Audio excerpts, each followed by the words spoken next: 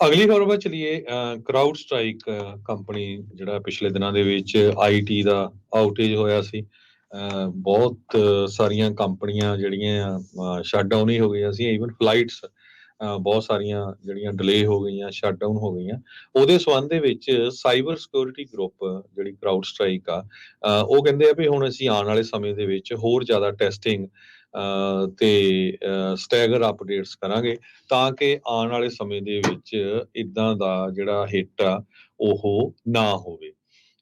Texas ਵੇਸਡ crowd strike ਨੇ ਇਹ ਕਿਹਾ ਆ, ਉਹਨਾਂ ਦੀ ਇੰਟਰਨਲ ਟੈਸਟਿੰਗ ਉਹ ਬਿਲਕੁਲ ਅਪਡੇਟ ਕਰਨਗੇ, ਕਿਉਂਕਿ ਜਿਸ ਹਿਸਾਬ ਦੇ ਨਾਲ ਜਿੰਨਾ ਜ਼ਿਆਦਾ ਮਿਲੀਅਨਸ ਆਫ ਡਾਲਰ ਦਾ ਨੁਕਸਾਨ ਹੋਇਆ, ਤੇ ਇੰਸ਼ੋਰੈਂਸ ਕੰਪਨੀਆਂ ਨੂੰ ਬਹੁਤ ਜ਼ਿਆਦਾ ਪੈਸੇ ਦੇਣੇ ਪੈਣੇ ਆ। ਜਿਹੜੀਆਂ ਵੱਡੀਆਂ ਕੰਪਨੀਆਂ ਜਿਨ੍ਹਾਂ ਦੇ ਵਿੱਚ ਸ਼ਟ ਡਾਊਨ ਰਹੀਆਂ ਹੈਗੀਆਂ ਆ, 8.5 ਮਿਲੀਅਨ ਵਿੰਡੋ ਡਿਵਾਈਸਿਸ ਜਿਹੜੀਆਂ ਆ ਉਹ ਸ਼ਟ ਡਾਊਨ ਹੋ ਗਈਆਂ ਸੀਗੀਆਂ। 1% ਬਣਦਾ ਆ ਵਿੰਡੋਜ਼ ਮਸ਼ੀਨਸ ਦਾ ਇਹ ਫਾਲਟੀ ਅਪਡੇਟ ਕਰਕੇ।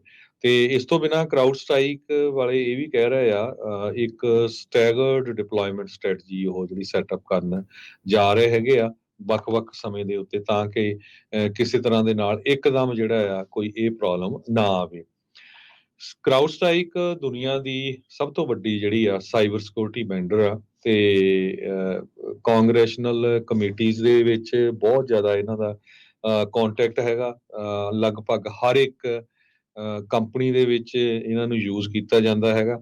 ਉਹਨਾਂ ਨੇ ਬਲੇਮ ਇਹ ਕੀਤਾ ਸੀ ਵੀ ਉਹਨਾਂ ਦਾ ਜਿਹੜਾ ਫਾਲਕਨ ਸੌਫਟਵੇਅਰ ਆ, ਉਹਦੇ ਅਪਡੇਟ ਦੇ ਵਿੱਚ ਜਿਹੜੀ ਇਹ ਆ ਪ੍ਰੋਬਲਮ ਪਈ ਆ, ਜਿਹਦੇ ਕਰਕੇ blue screen of death error on millions of computer ਹੋਈ ਹੈਗੀ ਆ। ਸੋ 90 ਮਿੰਟ ਕਹਿੰਦੇ ਵੀ ਜਿਹੜੀਆਂ ਮਿਲੀਅਨਸ ਆਫ ਮਸ਼ੀਨਸ ਆ ਉਹ ਅਫੈਕਟ ਰਹੀਆਂ ਕਰਾਊਡ ਸਟ੍ਰਾਈਕ ਦੀ ਇਸ ਪ੍ਰੋਬਲਮ ਕਰਕੇ।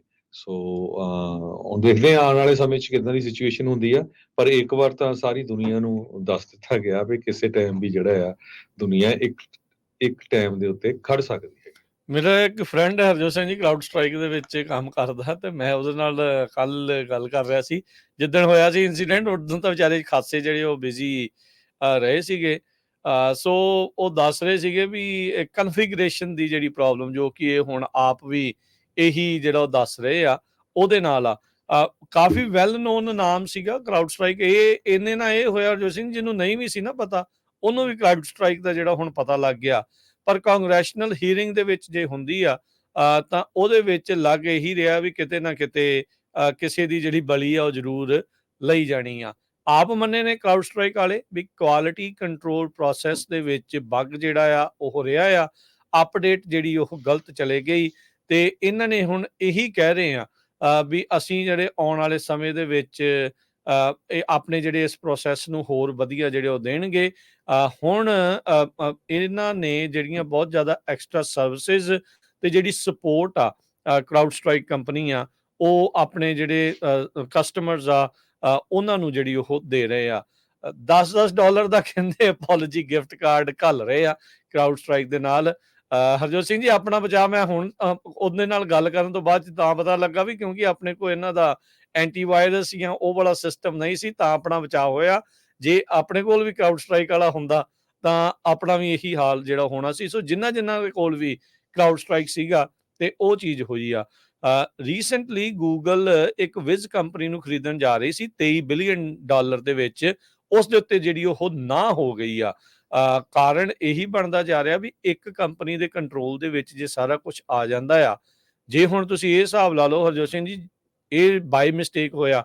ਜੇ ਕੋਈ ਜਾਣਬੁੱਝ ਕੇ ਇਨਫਰਾਸਟ੍ਰਕਚਰ ਨੂੰ ਠੱਪ ਕਰਨਾ ਚਾਹੇ, ਕੋਈ ਇੱਕ ਜਣਾ, ਇਹਦਾ ਮਤਲਬ ਕਿਸੇ ਵੀ ਕੰਪਨੀ 'ਚ ਬੈਠਾ ਏਡੀਆਂ ਵੱਡੀਆਂ ਕੰਪਨੀਆਂ ਦੇ ਵਿੱਚ ਜਿਹਦਾ ਸਾਰਾ ਕੰਟਰੋਲ ਆ ਇਨਫਰਾਸਟ੍ਰਕਚਰ ਦੇ ਉੱਤੇ, ਉਹ ਕਿਸੇ ਨੂੰ ਵੀ ਠੱਪ ਕਰ ਸਕਦਾ। ਸੋ ਉਹਦੀ ਸੇਫਟੀ ਦੇ ਲਈ ਕੀ ਕੀਤਾ ਜਾਊਗਾ, ਇਹ ਦੇਖਣ ਵਾਲੀ ਗੱਲ ਆ। ਨੋ ਡਾਊਟ ਉਹਨਾਂ ਦਾ ਜਿਹੜਾ ਉੱਥੇ ਕਾਂਗਰੈਸ਼ਨਲ ਕਮੇਟੀਜ਼ ਦੇ ਵਿੱਚ ਬਹੁਤ ਜ਼ਿਆਦਾ ਲੌਬਿੰਗ ਵੀ ਹੋਊਗੀ, ਬਹੁਤ ਜ਼ਿਆਦਾ ਉਹਨਾਂ ਦੇ ਨਜ਼ਦੀਕੀਆਂ ਵੀ ਹੋਣਗੀਆਂ। ਪਰ ਲੱਗਦਾ ਇਹੀ ਆ ਵੀ ਉਮੀਦ ਇਹੀ ਆ ਵੀ ਭਾਈ ਇਸ ਦੇ ਵਿੱਚ ਉਹ ਜ਼ਰੂਰ ਕੋਈ ਨਾ ਕੋਈ ਜਿਹੜਾ ਮੇਨ ਇਹ ਨੁਕਤਾ ਜਿਹੜਾ ਉਹ ਦੇਖਣ ਵੀ ਭਾਈ ਇੱਕ ਕੰਪਨੀ ਦੇ ਫੇਲ ਹੋਣ ਦੇ ਨਾਲ ਜਾਂ ਇੱਕ ਥਾਂ ਤੋਂ ਹੋਈ ਗਲਤੀ ਦੇ ਨਾਲ ਪੂਰੀ ਦੁਨੀਆ ਦਾ ਢਾਂਚਾ ਜਿਹੜਾ ਆ ਉਹ ਠੱਪ ਨਾ ਹੋ ਜਾਵੇ। ਇਹ ਵੀ ਨਹੀਂ ਸੀਗਾ ਵੀ ਕਰਾਊਡ ਸਟ੍ਰਾਈਕ ਕਰਕੇ ਇਕੱਲਾ ਅਮਰੀਕਾ ਦਾ ਕੰਮ ਠੱਪ ਹੋਇਆ, ਪੂਰੀ ਦੁਨੀਆ ਦੇ ਵਿੱਚ ਬਹੁਤ ਹੀ ਜ਼ਿਆਦਾ ਜਿਹੜਾ ਉਹ ਅਸਰ ਹੋਇਆ। ਜਦ ਕਿ ਇਹ ਕੰਪਨੀ ਇੱਕ ਸਾਈਬਰ ਸਿਕਿਉਰਿਟੀ ਕੰਪਨੀ ਆ, ਹੈਕਿੰਗ ਤੋਂ ਜਿਹੜੀ ਉਹ ਬਚਾਉਂਦੀ ਆ, ਪਰ ਆਪਣੀ ਇੱਕ ਗਲਤੀ ਦੇ ਕਰਕੇ ਉਹਨੇ ਦੁਨੀਆ ਨੂੰ ਹੀ ਇੱਕ ਟਾਈਮ ਦੇ ਉੱਤੇ ਰੋਕ ਦਿੱਤਾ। $10-10 ਦੇ ਹੁਣ ਉਬਰ ਈਟ ਗਿਫਟ ਕਾਰਡ ਜਿਹੜੇ ਅਪੋਲੋਜੀ ਦੇ ਵਜੋਂ ਇਹ ਕਈ ਲੋਕਾਂ ਨੂੰ ਜਿਹੜਾ ਉਹ ਘੱਲਣਾ ਸ਼ੁਰੂ ਕਰ ਰਹੇ ਨੇ। ਕੰਟੈਂਟ ਵੈਲੀਡੇਸ਼ਨ ਦੇ ਵਿੱਚ ਕਹਿੰਦੇ ਵੀ ਇਹਨਾਂ ਦਾ ਬੱਗ ਰਿਹਾ ਸੀਗਾ। 2 ਟੈਂਪਲੇਟ ਇੰਸਟੈਂਸ ਜਿਹੜੇ ਪਾਸ ਹੋਏ ਵੈਲੀਡੇਸ਼ਨ ਦੇ, ਜਦ ਕਿ ਉਹਦੇ ਵਿੱਚ ਗਲਤ ਡਾਟਾ ਸੀਗਾ, ਪ੍ਰੋਬਲਮੈਟਿਕ ਕੰਟੈਂਟ ਡਾਟਾ ਸੀਗਾ, ਜਿਸ ਕਰਕੇ ਇਹ ਜਿਹੜਾ ਇਸ਼ੂ ਆ ਬਲੂ ਸਕਰੀਨ ਆਫ ਡੈਥ ਆਪਾਂ ਨੂੰ ਦੁਨੀਆ ਭਰ ਦੇ ਵਿੱਚ ਦੇਖਣ ਨੂੰ ਮਿਲੀ ਹੈਗੀ।